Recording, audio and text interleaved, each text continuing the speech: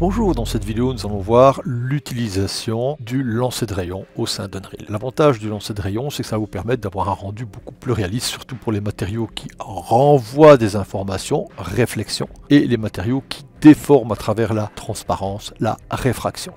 Lorsque vous créez un nouveau projet, vous avez l'option Ray Tracing. Je vous conseille de choisir directement cette option et je vais appeler ce projet Path Tracer. Si d'aventure vous avez oublié de cocher à la création de votre projet l'option de lancer de rayon, vous seriez dans l'obligation d'aller dans Setting, Project Setting, dans la partie Rendering, vous allez retrouver les gestions relatives au lancer de rayon et vous seriez amené à cocher cette option. Mais Unreal va vous inviter à relancer l'environnement pour recréer votre projet avec les options de lancer de rayon. Bilan, pensez à le faire comme nous venons de voir directement au début. Et je vais en profiter que je suis dans le Hardware Ray Tracing pour activer le Ray Trace Shadow et le Ray Trace dans les options du Skyline. Attention, lorsque vous utiliserez l'activation du Path Tracer pour votre projet, cela va fonctionner uniquement avec Windows 10, une certaine version spécifique qui est la 1809 ou bien une version ultérieure. Concernant votre carte graphique, il faut absolument une GTX avec les pilotes NVIDIA, RTX ou DXR. Notre projet est en affichage lit. Ce sont les différents modes de visualisation. Si votre lancer de rayon est actif, vous allez retrouver ici le Path Tracing et les autres options relatives au Ray Tracing. On va mettre l'option Path Tracing. On va enlever tout sauf Floor.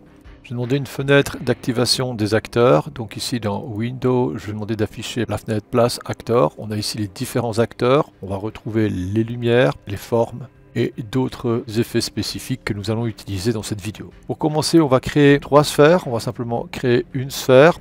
On va profiter pour rebasculer en mode filaire. On va placer la sphère au niveau du floor. Dupliquer la sphère en appuyant sur Alt. Et je vais en profiter pour faire 3 sphères. Je rebascule en Path Tracer. Je reviens dans la création des éclairages. Je vais utiliser un HDRI Background. Dans les transformations, je replace au centre. Je viens sur Size.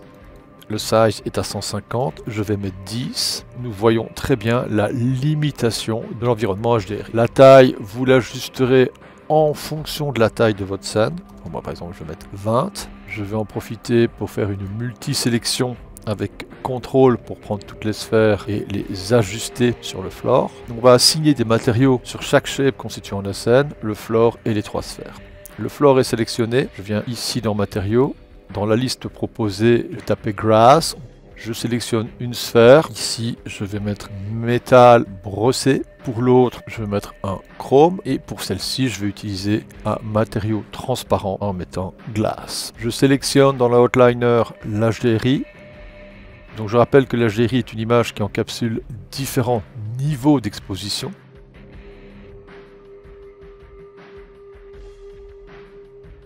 Vous pouvez mettre par exemple une intensité à 0.2, voire même une petite intensité pour obtenir un effet nocturne. C'est un exemple, 0.01.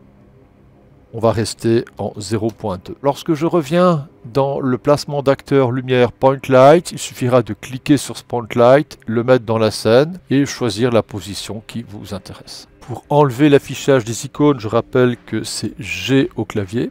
On va s'occuper de la gestion des matériaux rapides pour voir un petit peu comment ça fonctionne en utilisant cette sphère sur laquelle j'ai mis le Metal Chrome. En cliquant 2 fois sur l'icône symbolisant le matériau, vous allez retrouver la création du matériau. Imaginons que je ne peux plus nourrir l'aspect rugueux, je sélectionne l'élément qui nourrit l'aspect rugueux de ce matériau et je supprime au clavier. Pour qu'il soit pris en compte dans la scène, ne pas oublier de cliquer sur Apply.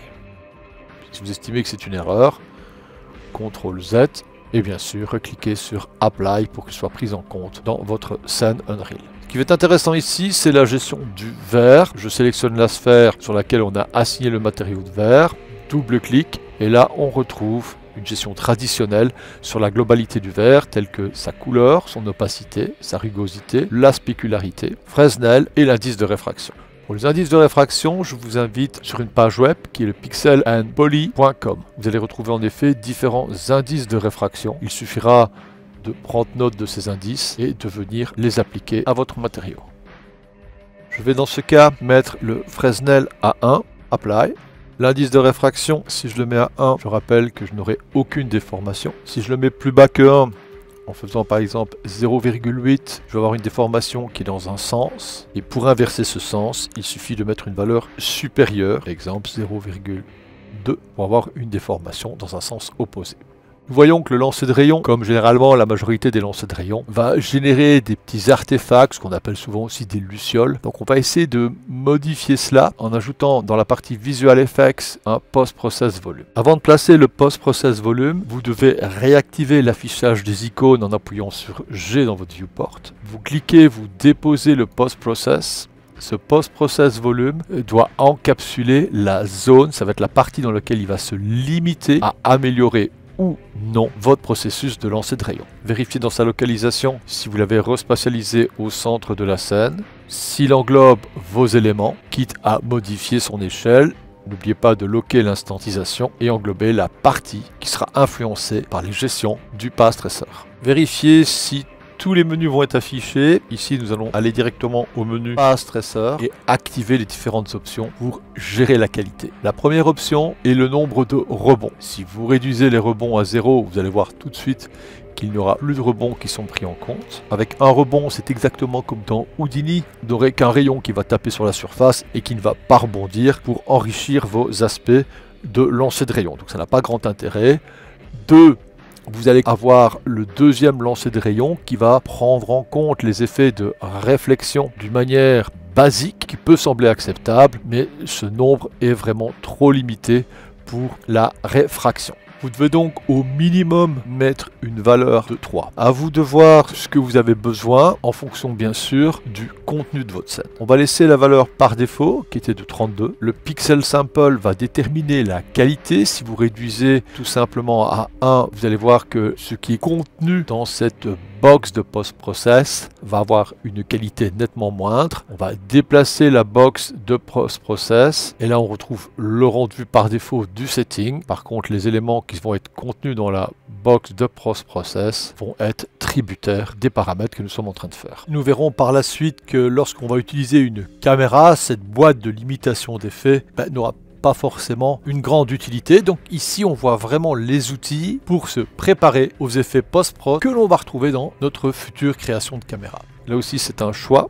On retrouve ici un filtre dont la valeur ira de 1 au maximum 6. Par défaut, cette valeur est à 3. C'est lui qui va déterminer la qualité de sortie. Il faut savoir que les valeurs les plus faibles vont donner des résultats plus nets. La valeur plus grande va donner des aspects plus doux. Vous risquez d'avoir des effets beaucoup plus flous. Tout va dépendre bien sûr de ce que vous désirez. Emissive matériaux permet de prendre en compte au cas où vous avez un matériau qui émet de la lumière, comme un tube néon, des flammes, etc. Et son aspect additif sera pris en compte en plus dans le processus de lancer de rayon.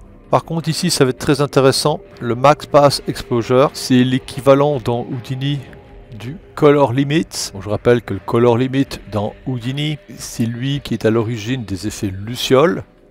Donc dans ce cas, si je l'active et que sa valeur est à 30, vous voyez les effets lucioles qui sont à cet endroit. Je vais réduire en mettant à 1 et les effets lucioles vont disparaître. Attention, il est possible dans ce cas-ci de mettre des valeurs négatives et là vous allez obtenir des effets un peu particuliers puisque vous supprimez les lancers de rayons additifs. Dans ce cas, à l'instar d'Houdini, vous pouvez tout à fait laisser la valeur à 1. La dernière option intéressante peut être le denoiser, à voir si vous le faites en post-production dans Nuke, comme on a déjà vu dans d'autres vidéos, ou bien nativement au sein du rendu d'Unreal.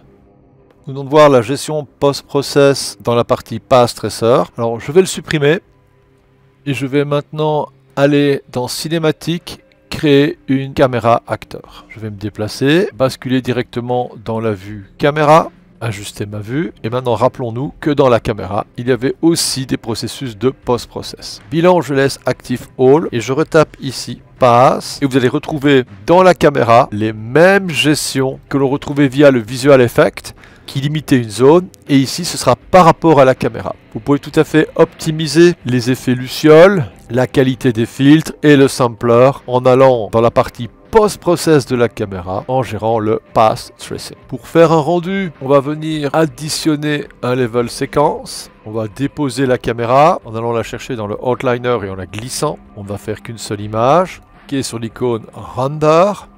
configuration, on n'a pas besoin de JPEG. Donc le JPEG, je vais le supprimer. Bon, ça c'est un rappel, bien sûr. Je vais aller choisir un OpenEXR. Dans le setting, vous allez retrouver Path Tracer. Donc ça c'est important. On va rajouter l'option Anti-aliasing.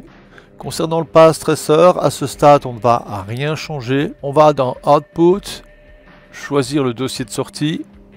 Une fois que votre processus de rendu est fait, on va le sauver. Donc Save, je vais l'appeler Retrace, Save, Accept, Render. Il est évident que le temps du rendu va être déterminé par rapport à la qualité que vous désirez.